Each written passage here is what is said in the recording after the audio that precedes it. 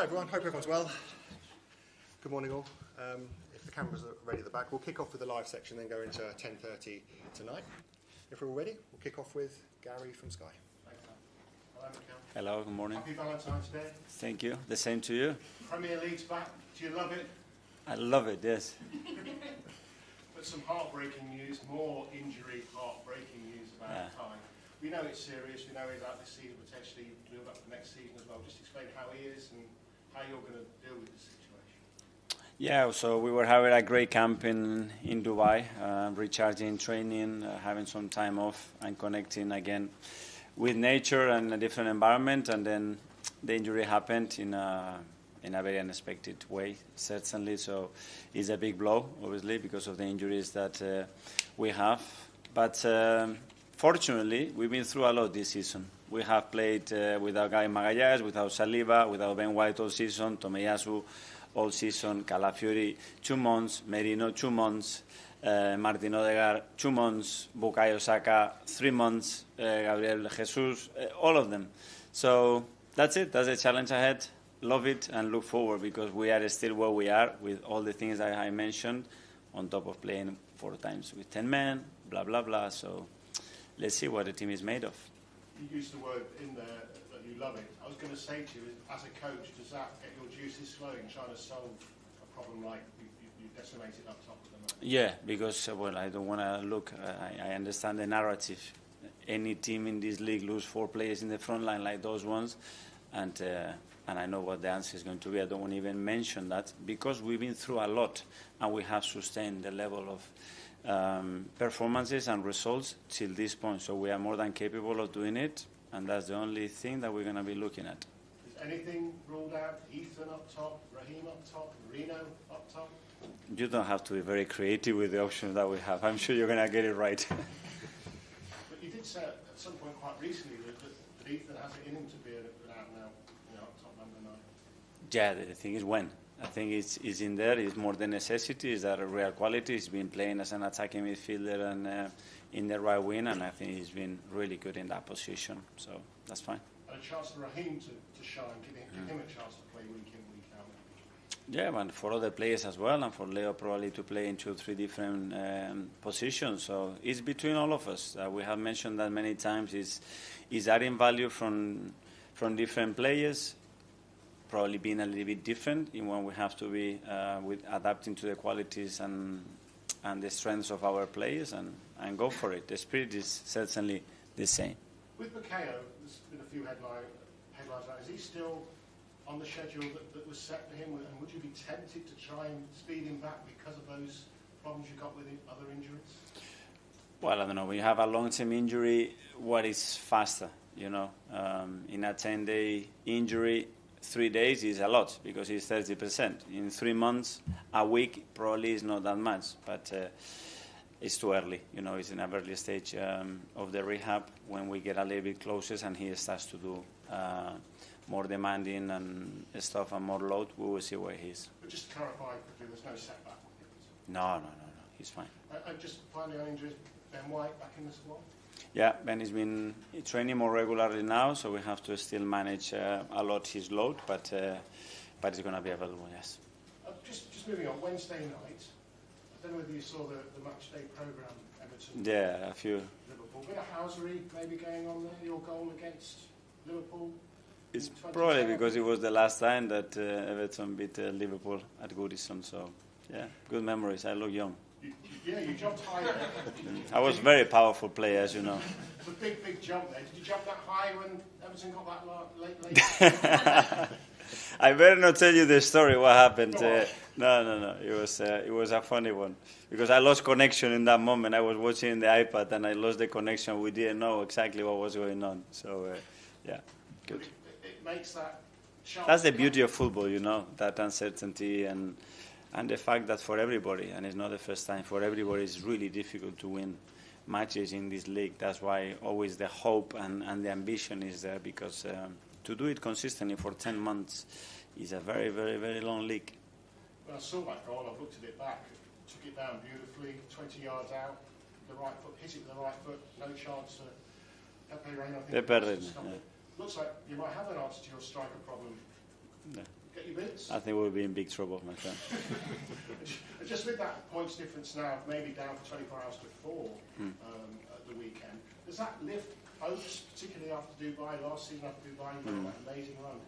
Well, when the gap obviously becomes a little bit shorter that you expect it, is always really positive. And you need that. At the end is generating momentum, you know, and the next few weeks are going to be critical as well to understand what we're going to, after the international break, where you are with 6-7 weeks to go in the season. Thanks. Thank you. Chris Uriah from the Premier League.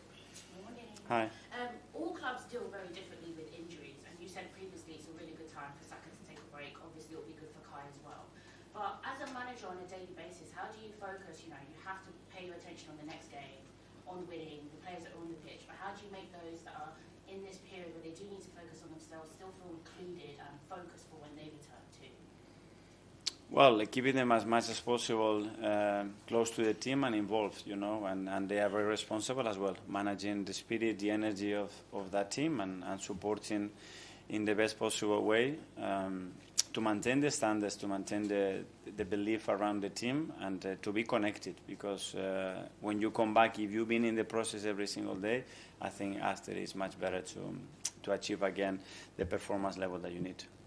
And Arsenal are one of the best final third pressing teams in the world. Like Kai, Saka and Martinelli, they're a massive key in you achieving that. Will you try to maintain that by playing players out of position like Rice or Marino, or will you have to change overall the way you typically press as a team? We will have moments, I think, in relation to the opposition's qualities and the intention that they have, and their availability. Again, hopefully we will be better and better and better in the next few weeks. But for now, always adapt to the qualities of the players.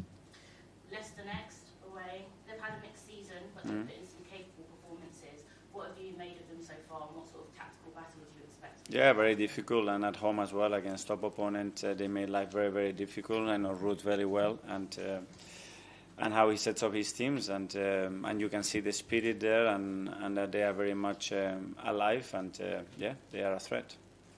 Thank you. Ian Talksport. Hi, Mikel. How Hi. are you? Good. First of all, pretty much all the injuries you've had this season you've already outlined have been serious injuries, not just sort of broke a toenail or something like that. Why is it, do you think, that the injuries players are picking up, not only here but other clubs, are serious, i.e. out for a month, out for a season type injuries? Well, you cannot prove it, so the evidence that we can provide is very limited in many aspects, and every case is very different. Obviously, some of them we know that are based to load and minutes is inevitable, so we have players that have been injured that have played 130 games in the last 2 seasons. So at the end, it's an accident waiting to happen, you know, if you continue to load and load and load. Is it this season? Is the accumulation of that? Is the stress of that? Is it luck? Is it preparation? Is it methodology? There are a lot of factors, and very difficult to point out as something, but obviously the schedule that is planned is super demanding, and for certain players, especially the explosive players, becomes a real issue.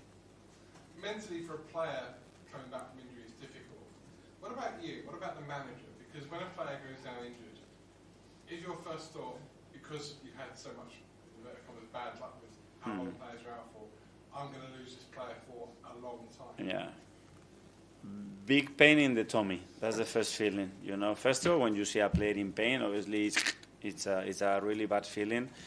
Then you feel like, no, again, and then you realize you have no time to do that. You know, support the player, start to look forward, and start to look at alternatives on how the team is going to be able to continue to perform, and convince yourself about that, because the player needs to feel that belief as well. And you can use cases, that situation we've been in the past, and we done it, great. So if we done it before, we can do it again.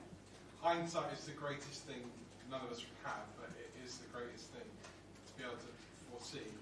With hindsight now, if we could turn the clock back a month, would you do anything to have brought in another striker? Would you have done absolutely anything to have got another striker in if you'd have known what you know now?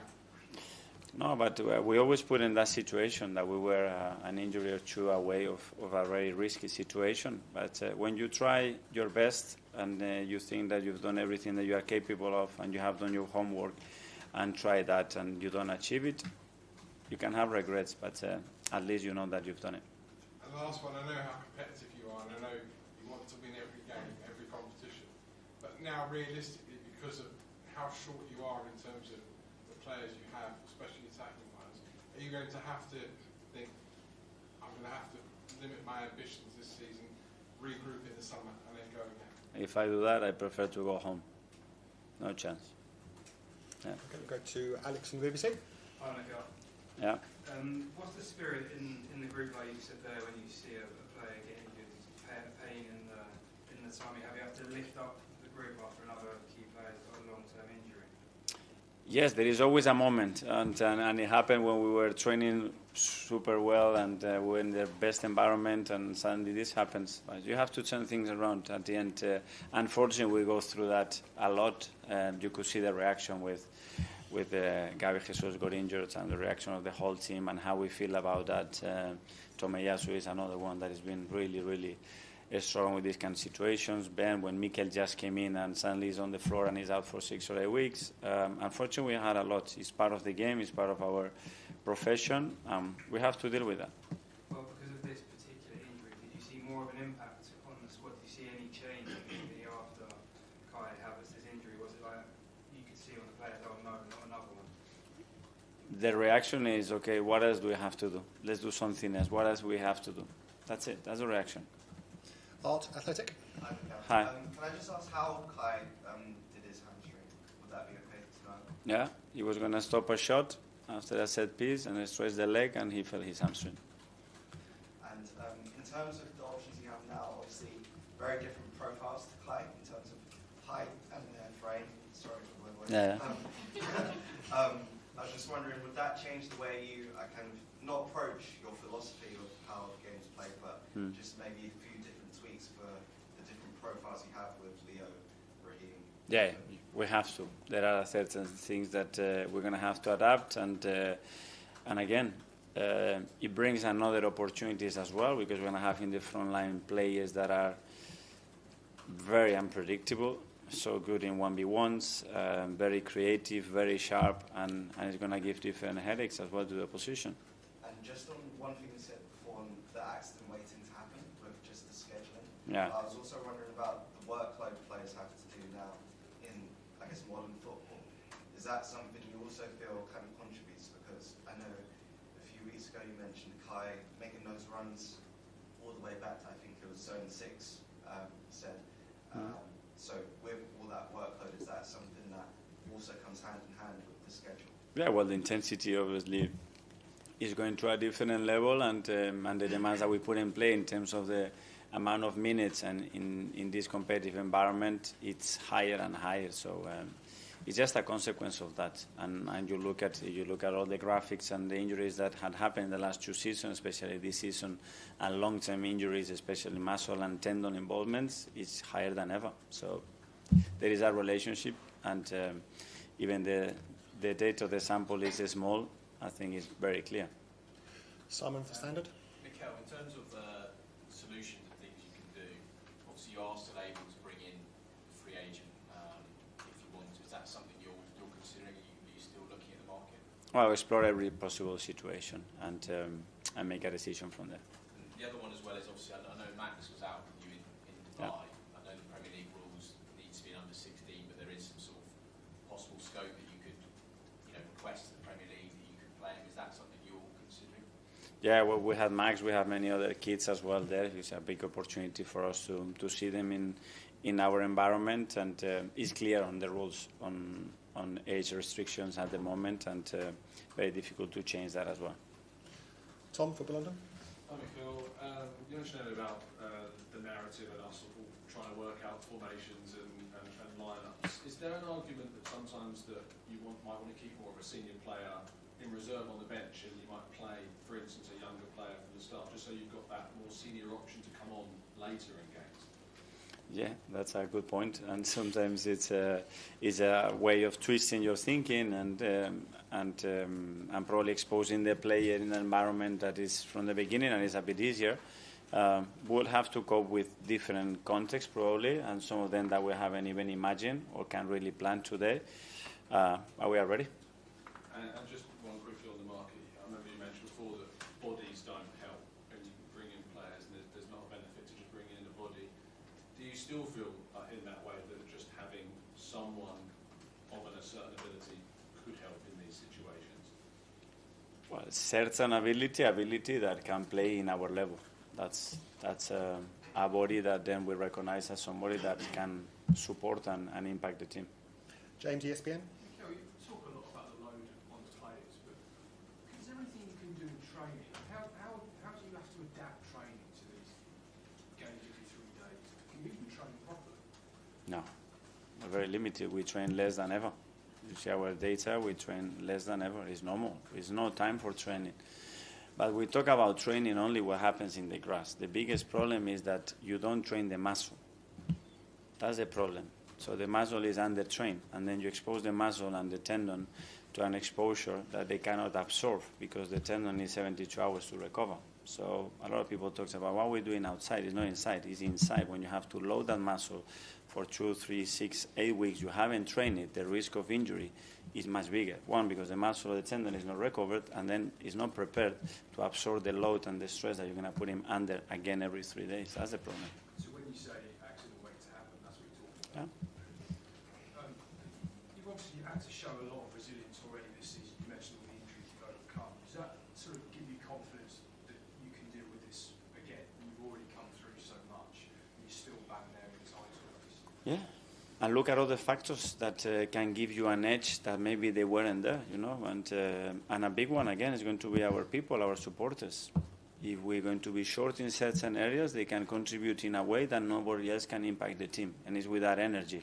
And so when the energy can change momentum, can change belief, and can put a player from this level of performance to that one without me talking to them. And that's a big power, and we have to use everything that we have in-house and in our domain to do that. And that Everton goal on Wednesday, you talk about momentum changes. That helps, you know.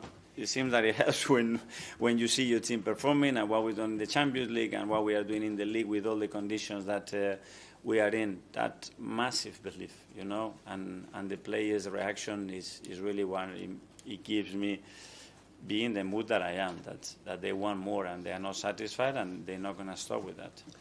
Okay, last couple in the live section. Harry from BBC London.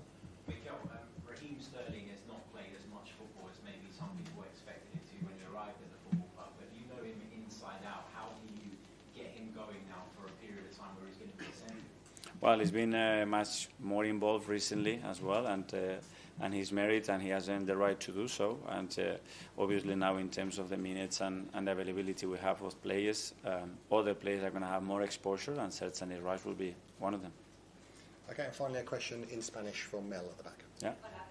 Hola. ¿Ha tenido el tiempo en Dubái con el equipo y con las familias de todos los jugadores?